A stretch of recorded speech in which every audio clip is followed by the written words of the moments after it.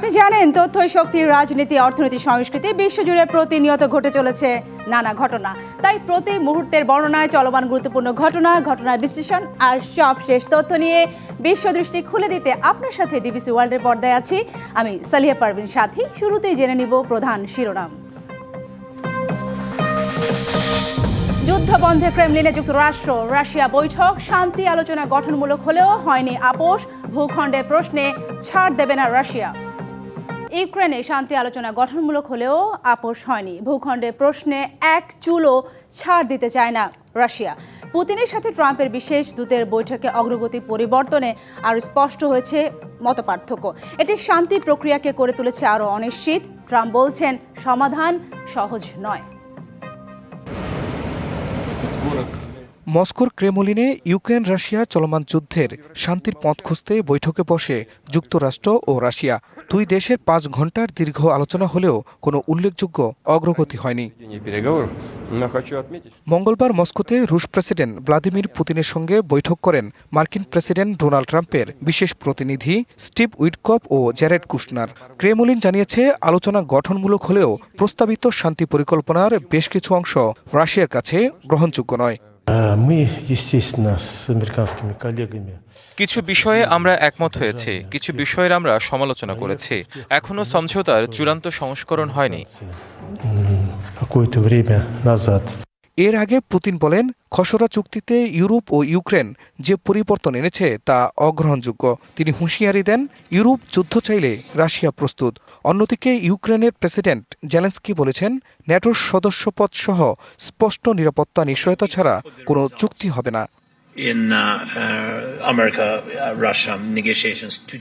এখন আগের যে কোনো সময়ের চেয়ে যুদ্ধ থামানোর সুযোগ বেশি, তবে এখন অনেক বিষয়ে ঠিক করতে হবে।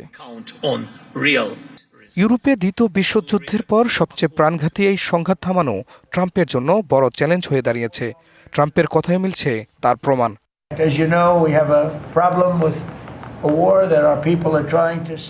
সমাধান সহজ নয়, কিন্তু আমরা চেষ্টা করছি এই যুদ্ধটা শেষ করতে। আমি 8টি যুদ্ধ থামিয়েছি। এই যুদ্ধ কখনোই ঘটতো না যদি তখন আমি প্রেসিডেন্ট থাকতাম। পুতিন জেলেনস্কির নিজ নিজ অবস্থানে অনড় থাকা এবং যুক্তরাষ্ট্রের বিশেষ প্রতিনিধির নীরবতায় বিশ্লেষকরা বলছেন যুদ্ধ সমাপ্তির আলোচনায় এখনও বড় দেয়াল অটুট রয়েছে। খান মোহাম্মদ মুকুল, ডিবিসি নিউজ ডেস্ক। যুক্তরাষ্ট্রের উত্তর টেক্সাসে বসবাসরত এক আফগান নাগরিককে আত্মঘাতী বোমা হামলার হুমকি দেওয়ার অভিযোগে গ্রেপ্তার করেছে দেশটির নিরাপত্তা বাহিনী। স্থানীয় সময় মঙ্গলবার এক বিবৃতিতে যুক্তরাষ্ট্রের বিচার বিভাগ জানায় ফোর্ট ওর্থের বাসিন্দা 30 বছর বয়সী মোহাম্মদ দাউদ আলোকজাই গত 23 নভেম্বর থেকে সামাজিক যোগাযোগ মাধ্যম টিকটক, এক্স এবং ফেসবুকে একটি ভিডিও শেয়ার করেন। ওই ভিডিওতে তিনি তালেবানের প্রশংসা করেন এবং মার্কিন নাগরিকদের ওপর আত্মঘাতী হামলার হুমকি দেন। সম্প্রতি হোয়াইট হাউসের কাছে 2 ন্যাশনাল গার্ড সদস্যদের ওপর গুলির ঘটনার জেরে আফগান অভিবাসীদের বিরুদ্ধে ট্রাম্প প্রশাসনের কঠোর পদক্ষেপ নেওয়ার ঘোষণার মধ্যেই নতুন করে এই গ্রেফতারের ঘটনা ঘটল। ঘূর্ণিঝড় দিতওয়ার প্রভাবে বন্যায় ক্ষতিগ্রস্ত মানুষের জন্য শ্রীলঙ্কার অনুরোধে জরুরি মানবিক সহায়তা পাঠিয়েছে বাংলাদেশ সরকার। বুধবার জরুরি ভিত্তিতে খাদ্য, ওষুধ ও অন্যান্য ত্রাণ সামগ্রী পাঠানো হয়। ঘূর্ণিঝড়ের তাণ্ডবে হতাহতের পাশাপাশি ক্ষতিগ্রস্ত হয়েছে দেশটির একাংশ। শ্রীলঙ্কা জুড়ে জারি করা হয়েছে জরুরি অবস্থা। এই পরিপ্রেক্ষিতে শ্রীলঙ্কার পররাষ্ট্র মন্ত্রণালয় কলম্বোস্থ বাংলাদেশ হাই কমিশনকে জরুরি ভিত্তিতে খাদ্য, ওষুধ ও অন্যান্য ত্রাণ সামগ্রী পাঠানোর অনুরোধ জানায়। শ্রীলঙ্কা সরকারের এই মানবিক সহায়তার অনুরোধের পরিপ্রেক্ষিতে বাংলাদেশের প্রধান উপদেষ্টা তাৎক্ষণিকভাবে সংশ্লিষ্ট সংস্থাগুলোকে প্রয়োজনীয় ব্যবস্থা নেওয়ার নির্দেশনা দেন। শ্রীলঙ্কা নিযুক্ত বাংলাদেশের হাই কমিশনার আন্দালিব ইলিয়াস ত্রাণ সামগ্রীগুলো দেশটির সংশ্লিষ্ট কর্তৃপক্ষের নিকটে আনুষ্ঠানিকভাবেই হস্তান্তর করেন। বাংলাদেশ থেকে আজকে একটি ত্রাণবাহী বিমান এসে পৌঁছেছে। বাংলাদেশের পররাষ্ট্র মন্ত্রণালয় ও সশস্ত্র বাহিনী বিভাগ সমন্বয় করে এই বিমানে প্রয়োজনীয় ত্রাণ সামগ্রীর ভিতর পাঠিয়েছে। এখানে এর মধ্যে সবচেয়ে গুরুত্বপূর্ণ যেটি রয়েছে সেটা হচ্ছে ওষুধ। 11 বছর আগে নিখোঁজ হওয়া MH370 বিমানটির খোঁজ পুনরায় নিতে শুরু হতে যাচ্ছে মালয়েশিয়ায়। বুধবার দেশটির পরিবহন মন্ত্রণালয় এ ঘোষণা দিয়েছে। নতুন অভিযানে যুক্তরাষ্ট্রের রোবোটিক কোম্পানি ওশেন ইনফিনিটিকে কাজে লাগানো হবে। পরিকল্পনা অনুযায়ী আগামী 50 দিনে সমুদ্র পৃষ্ঠে বিমানটির খোঁজ চালানো হবে।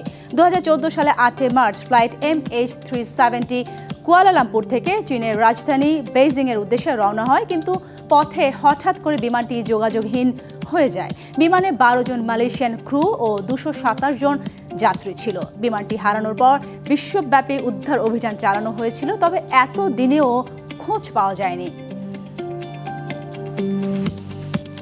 ইরানের খ্যাতনামা নির্মাতা জাফর পানাহিকে রাষ্ট্রবিরোধী প্রচারণার অভিযোগে 1 বছরের জেল ও ভ্রমণ নিষেধাজ্ঞা দিয়েছে দেশটির আদালত, কিন্তু রায় ঘোষণা দিন তিনি ছিলেন যুক্তরাষ্ট্রে, যেখানে তার নতুন চলচ্চিত্র গথম অ্যাওয়ার্ডসে জিতেছে 3টি পুরস্কার। এখন প্রশ্ন, পানাহি দেশে ফিরলে কি ঘটবে? 65 বছর বয়সী চলচ্চিত্র নির্মাতা জাফর পানাহির জীবনও চলচ্চিত্রের মতো নাটকীয়তায় ভরা, যেখানে সরকারি নিষেধাজ্ঞা, সেন্সরশিপ ও কারাবাস বারবার ফিরে এসেছে। রাষ্ট্র ব্যবস্থার বিরুদ্ধে প্রচারণার অভিযোগে এবার ইরানের আদালত পানাহিকে 1 বছরের কারাদণ্ড ও কঠোর ভ্রমণ নিষেধাজ্ঞা দিয়েছে। এর আগেও তিনি 2 দফা কারাভোগ করেছেন, আর দীর্ঘদিন ধরেই তার উপর চলচ্চিত্র নির্মাণের নিষেধাজ্ঞা চলছে। কিন্তু নিউ ইয়র্কের গথম অ্যাওয়ার্ডসে দেখা গেল এক ভিন্ন বাস্তবতা। সেখানে তার নির্মিত ইট ওয়াজ জাস্ট অ্যান অ্যাক্সিডেন্ট জিতেছে সেরা পরিচালক, সেরা চিত্রনাট্য ও সেরা আন্তর্জাতিক চলচ্চিত্র 3টি মর্যাদাপূর্ণ পুরস্কার। Best Director goes to Far Panahi. গত 1 দশকে ইরানে রাজনৈতিক পরিস্থিতি কঠোর হওয়ায় অনেক শিল্পী ও নির্মাতা সরকারি নজরদারিতে রয়েছেন। পানাহির সিনেমাগুলোতে সাধারণ মানুষের জীবন, সামাজিক অস্থিরতা এবং রাষ্ট্রীয় দমনপীড়নের বাস্তবতা উঠে আসে। 2010 সালে রাষ্ট্রবিরোধী কর্মকাণ্ডের অভিযোগে তার উপর 20 বছরের জন্য চলচ্চিত্র নির্মাণ, গণমাধ্যমে কথা বলা ও দেশ থেকে নিষেধাজ্ঞা জারি হয়েছিল। তবুও তিনি থামেননি। বাড়ির ভেতর, গাড়িতে, এমনকি হাতে ধরা ছোট ক্যামেরায়ও গোপনে চলচ্চিত্র নির্মাণ চালিয়ে গেছেন। আন্তর্জাতিক মহলে তার কাজকে বলা হয় নীরব প্রতিরোধের এক শক্তিশালী ভাষা।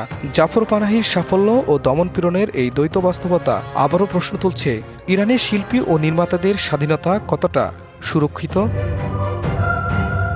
খান মোহাম্মদ মুকুল, ডিবিসি নিউজ ডেস্ক। ডিবিসি ওয়ার্ল্ডে এই ছিল এখনকার মতো। ডিবিসি নিউজের সংবাদগুলো পড়তে ভিজিট করুন dbcnews.tv আর ভিজিট করুন ডিবিসি নিউজের ফেসবুক পেজ এবং ইউটিউব চ্যানেল। ডিবিসির সঙ্গেই থাকুন।